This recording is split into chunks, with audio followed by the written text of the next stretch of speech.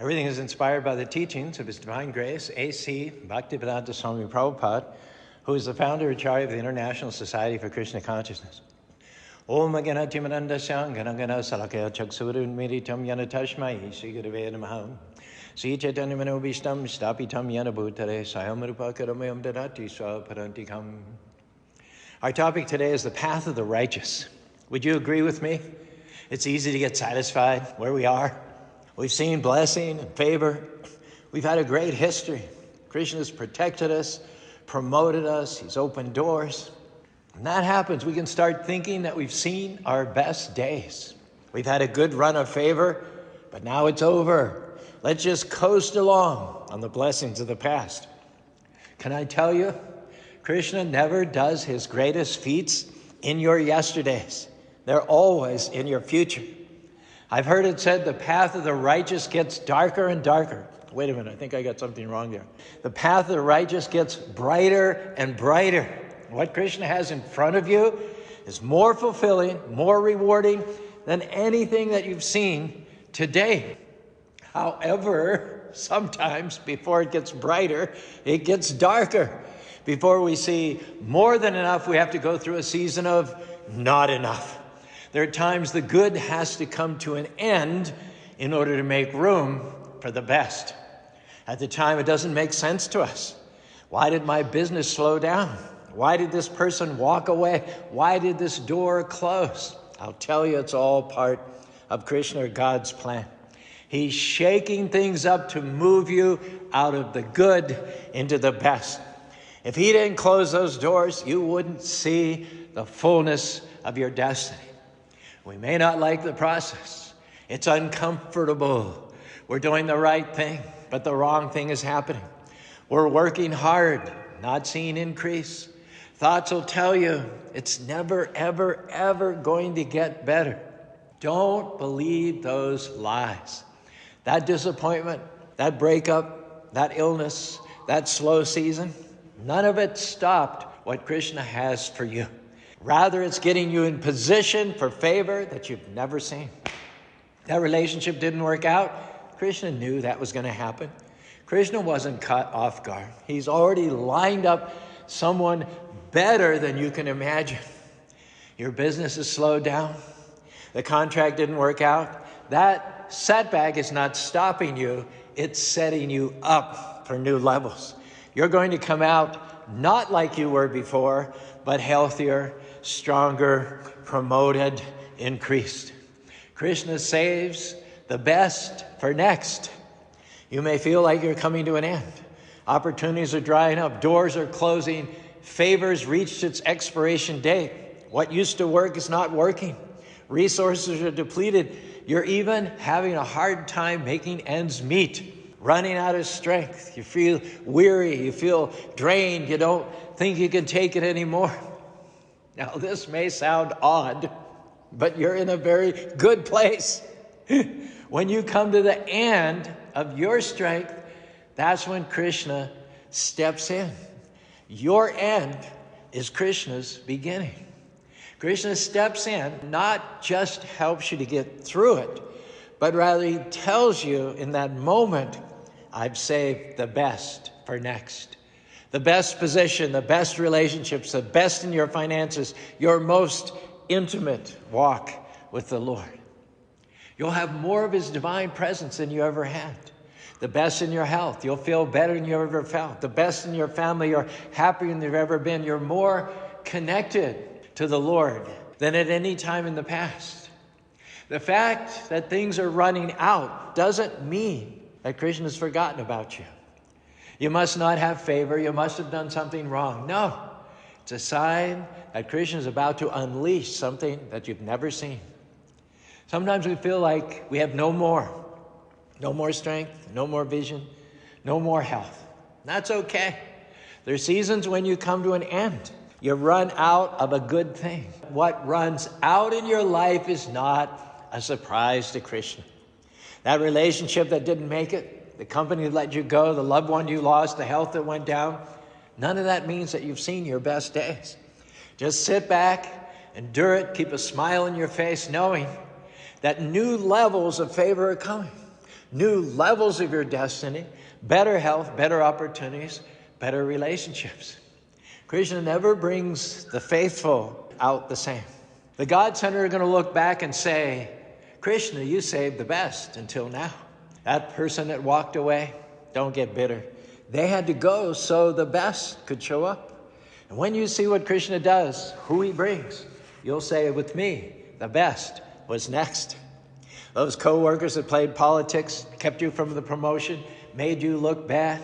You thought you ran out of favor, that Krishna had forgotten about you. Can I tell you that had to happen? And when you see the new door that Krishna opens, how he promotes you in the presence of your enemies, how he gives you influence and favor that you've never seen, you'll say, Lord, thank you, you saved the best until now. You've taken me where I can't go on my own.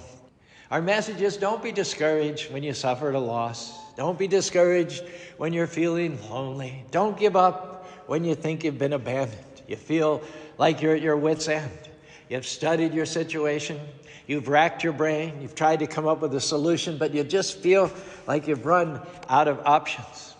Can I tell you that people, circumstances, closed doors cannot stop your destiny, cannot stop your purpose? Bad grace cannot keep you from what Krishna has ordained. When you're stabbed in the back, you lose your job. The pandemic hits. What do? You keep doing what Krishna asks you to do. You keep being good to people. You keep giving, serving, expecting the best. And when Krishna takes you down to nothing, it's a sign that the best is coming. When the Pandavas were cheated out of their kingdom, forced into exile for 13 years, they'd lost everything, home, position, influence, income. They didn't know how they would even be able to feed themselves and their retinue of Brahmins. Once they reached their forest dwelling place, the head Brahmin Domya instructed Yudhishthira in the 108 names of the sun, as well as the Vedic prayers he should recite. Yudhishthira entered the Ganges River, stood up to his waist in the waters, facing the sun, and offered a bunch of prayers and worship to Vibhishan, the deity of the sun. Didn't drink or eat for several days, controlled his breathing through the process of pranayama. He didn't sleep. The king continuously praised the sun god from the waters of the Ganges. 3 days later, the blazing, effulgent sun god appeared before Yudhishthira and said, I am pleased with your prayers and austerities, O king. You will get all that you desire. I will provide you with food for all the years of your exile in the forest. How is that going to happen? He gave to Yudhishthira a large copper bowl with the following instructions. When Draupadi, your wife, has cooked a meal, she should place the food on this dish. That food will then be inexhaustible in quantity until the time when she herself eats. You can thus feed any number of men from this plate, O king. Vibhishan rose into the sky and vanished, adding, you will regain your kingdom 13 years from now. Who would have thought a plate in the forest which would mystically feed thousands of hermits and their guests living in the forest and entertaining guests with royal gourmet food out there underneath the trees, sitting on the ground. Not only that, the sun god is the lord of vibrant, radiant health. The nutrition provided from this bowl would be better quality than what the Pandavas could have gotten back in the palace that they got kicked out of. From this story, we understand that running out is a sign that running over is coming. You may feel like you're running out of strength today. You're weary from everything that's going on. Well, can I tell you, get ready. Running over strength is coming. Running over power that you've never felt. Running over energy that you've never seen. You don't see how you'll survive in the forest, so to speak, how you can bear the separation, how the loneliness will ever go away. When you come to the end of your wits, it's a good thing. When you can't figure out a solution, that's when Krishna steps in. You had to run out before you could see the best. You had to come to an end so Krishna can take you to a new level, so he can open doors bigger than you ever imagined, so he can give you health, strength, joy, peace like you've ever seen. The best is not behind you. The best is next. When you come to the end, you've exhausted your options. Your thoughts will tell you, well, it's all downhill from now on. You're running out of time. You can't accomplish your dream. You're out of favor. Business is slowing down. You're running out of strength. This pandemic is going to sink you. The only reason that you're running out is because Krishna saved the best for next. Keep the right perspective. Krishna, this looks like an end, but I know it's a sign that you're about to show up in my life. There's a story about Christopher Columbus. He was tired, drained, discouraged one day, frustrated in the accomplishment of his dream to explore new lands. And he wandered out in the country and came upon a monastery. All of a sudden, he got overwhelmed by a great thirst. He went into the monastery for a drink of water. He sat down. And as he was being refreshed with a drink of water, an old monk listened to a story of how he wanted to mount an expedition and go to another land. The monk listened to that story, and when it was all over, Christopher Columbus got up and went on. That old monk was a personal friend of Queen Isabella. He went and convinced her to finance the expedition of Christopher Columbus. Can you believe it? The discovery that America may have started with a drink of water and a quiet moment of refreshment in a monastery. It's easy to live discouraged, feel like we're going backwards, running out of favor, running out of health. There's only one reason why you're running out. The good is about to give way to the best. Krishna loves you too much to leave you with just the good. It's fine for a season, but at some point it's going to come to an end so that he can show out in your life in a greater way. When you run out of anything, Krishna doesn't have a problem giving you more. He's not a poor man. Krishna is so loving and so merciful. When you come out of that trouble, when you overcome that challenge, when you cross that mountain, he's going to never bring you out the same. He's going to take you from better to best. Best means, by definition, something you've never seen. Favor that you've never seen. Health that you've never seen. Opportunities, influence, finances that you've never seen. The best is in front of you. After you see that best, Krishna will give you something better, a new best. That's what it means when it says he's taking you from glory to glory, from victory to victory. Now, obviously, in between these glories, there will be seasons where you feel like you have no more. No more to give, no more creativity, no more resources, no more options.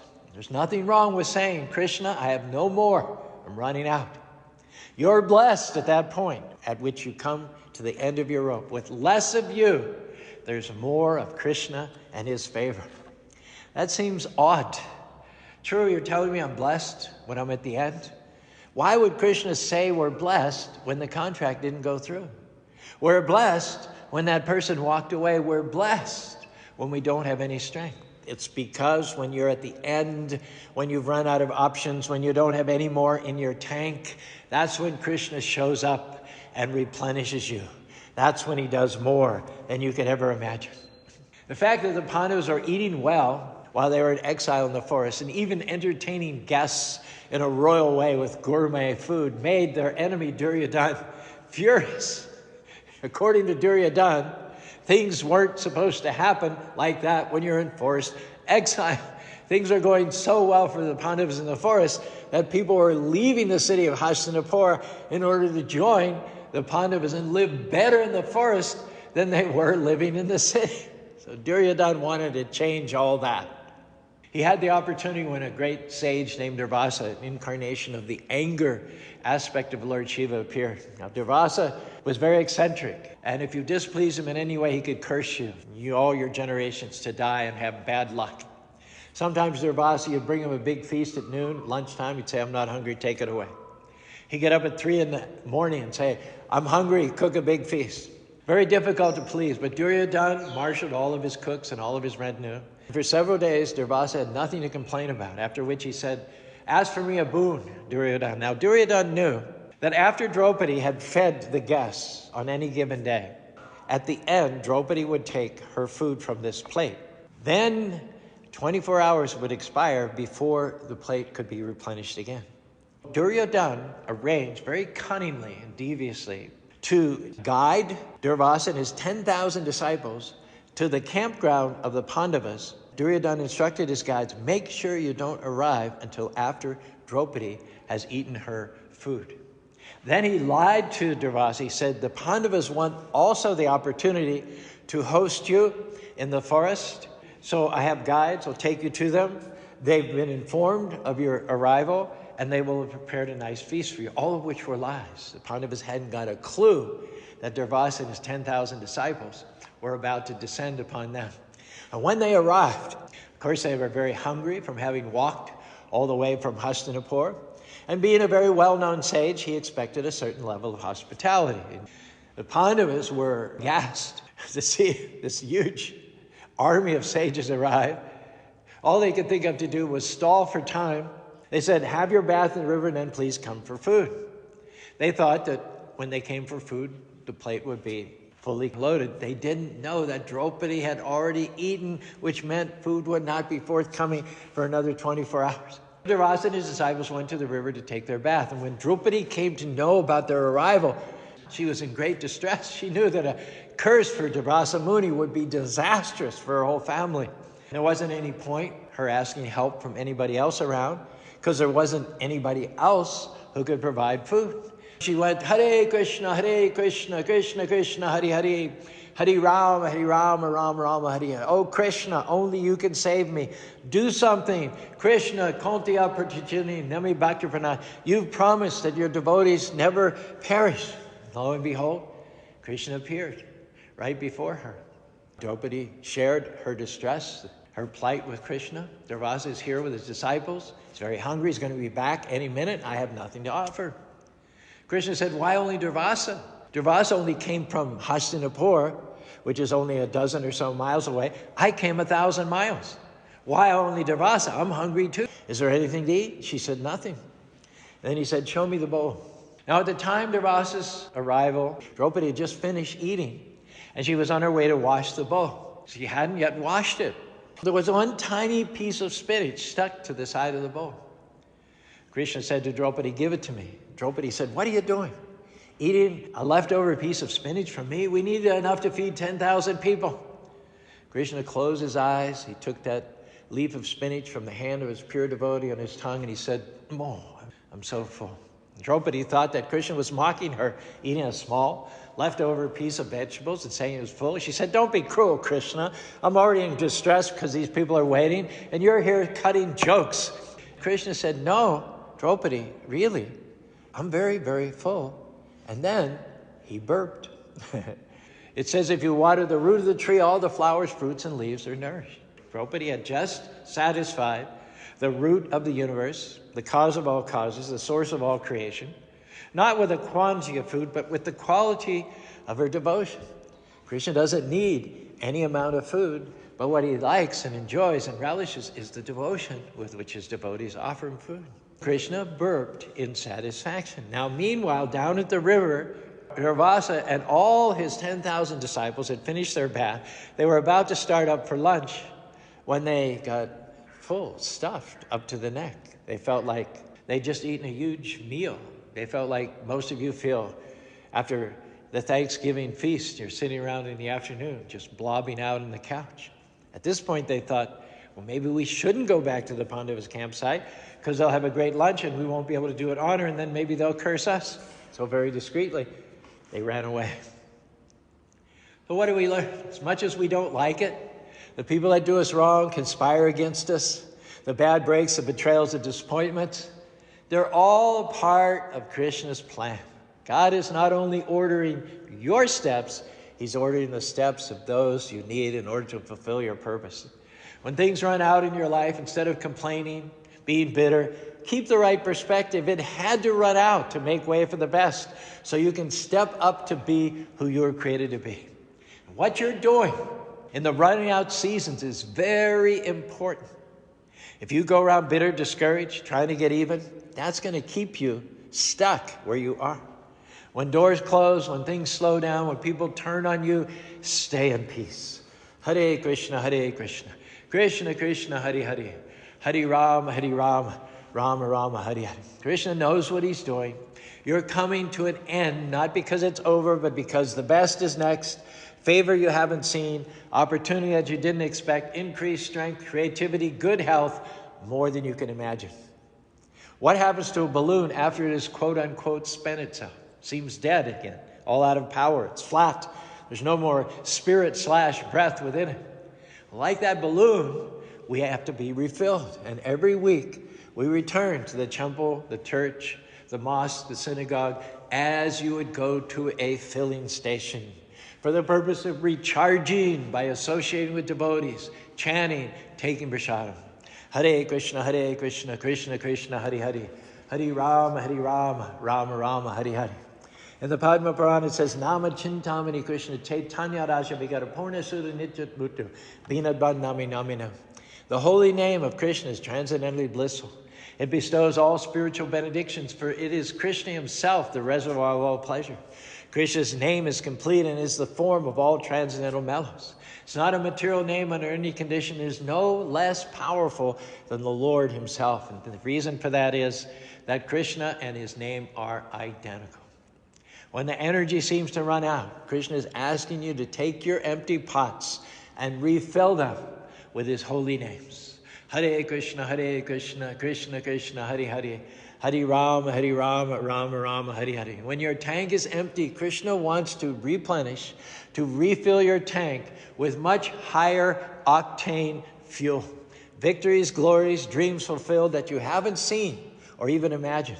But it is dependent on your going to the pump, drinking the replenishing, healing waters, filling yourself up with his power. And all we have to do is pass the test of being grateful even when we're thirsty, being full of hope even when we don't see things happening, to pass the test of keeping the Lord first place even in the lean times. If you do this, Krishna will open the vaults of heaven. You might have to forgive someone who did you wrong. It doesn't make sense. They hurt you. You have a right to be bitter, but that will keep you from your best. It may be to step out in faith when you don't feel qualified, to teach that class, to start that business, to mentor that young person, to keep a good attitude when you're not being treated right, to stay on the high road, to let Krishna fight your battles. It's easy to try to pay people back, make them look bad, do to them what they did to you. No, trust Krishna to be your vindicator. He can vindicate you better than you can vindicate yourself. Hare Krishna, Krishna Krishna, Hare Hare. Hare Rama, Rama Rama, Hare Hare. You're running out of resources. Business is slowed down. Get ready. Running over resources are headed your way. And because you honor Krishna, running over favors coming, running over blessings, running over opportunities. Running over opportunities means you have so many opportunities you can't take them all. You have to pick and choose which ones you want. It is said that for those who walk with the Lord, he will replenish them when they get tired, refill them when they get empty, recharge them when their batteries get low. All we have to do is keep the state of our heart pure, always moving forward, always attempting to take more and more ground for the kingdom, always engaging steadfastly in his service. Hare Krishna, Krishna Krishna, Hare Hare. Hare Rama, Rama Rama, Hare Hare. And every time Krishna asks you to do a hard thing, that means there's a big blessing coming. When you choose to obey, when you do the right thing when it's hard, you're setting yourself up for Krishna to show out in your life, setting yourself up to see supernatural favor, supernatural healing, supernatural provision. Krishna has ways you've never thought of. Plan for your life is better than your own. What we think is the best is many times less than what Krishna has in mind.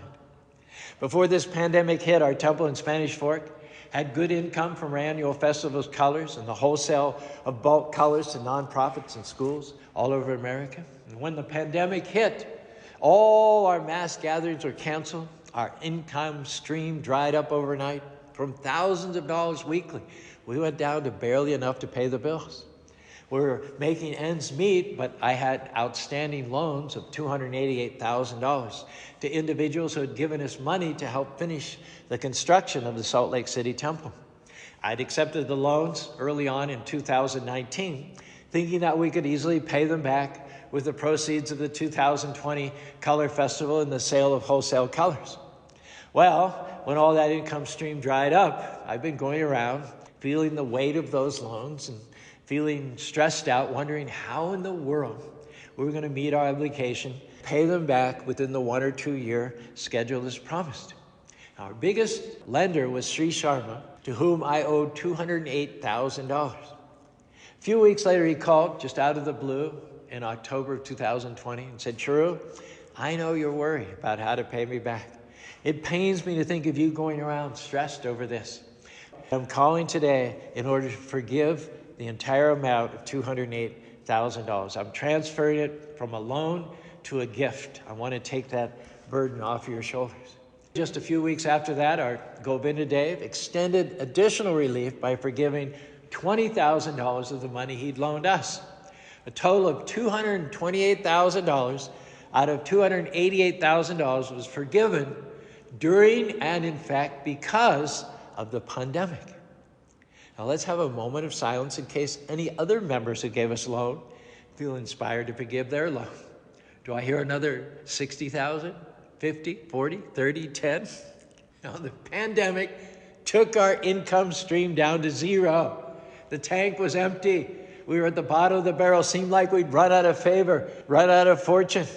But that was only so Krishna could show his power in a different way. Take us from glory to glory, victory from victory, from best to best. We went from running out to running over. All the while I was stressing about running out of options, Krishna had something better in mind than I could have ever imagined. Getting $228,000 of debt forgiven was a lot easier than earning a bigger amount of money and paying back a net profit of $228,000. So based on my experience, can I tell you, you haven't seen your best days? You may feel stuck, doors have closed, the favor seems to have run out. All that happens for a reason. It had to run out so you could see the best that Krishna has in store. The best part of your life is not behind you. The best part of your life is the next part of your life. You haven't seen, heard, or imagined what Krishna has in store. Now, you wouldn't be discouraged over that closed door if you knew what bigger and better door Krishna was about to open. You wouldn't be stressed over the pandemic if you knew that Krishna was going to forgive your loans. You'd put Krishna first place with no problem. You'd go on with a song in your heart. You'd continually honor him by chanting his holy names. Hare Krishna, Krishna Krishna, Hare Hare. Hare Rama, Rama Rama, Hare Hare. Sometimes we feel like we're running out of time. It's too late to accomplish my dream. I missed my chance. I made too many mistakes. I'm too old. The economy is going down. It's never too late to become all that you're created to be. Krishna hasn't forgotten about the dreams that he put in your heart. You're not running out of time. You're running into time.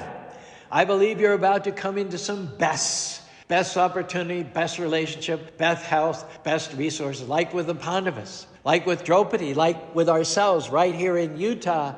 Because you keep Krishna first place, you're going to go from running out to running over, from not enough to more than enough. Your latter days will be better than your former days. Get ready. In Krishna's economy, glory leads to more glory. Victory leads to more victory. Abundance leads to more abundance, more joy, more peace, more meaning, more opportunities. When you put Krishna first place, there are no limits. The best is always yet to come in this life and in the next life. You'll go back to home, back to Godhead. Hare Krishna, Krishna Krishna, Hare Hare. Hare Rama, Rama Rama, Hare Hare.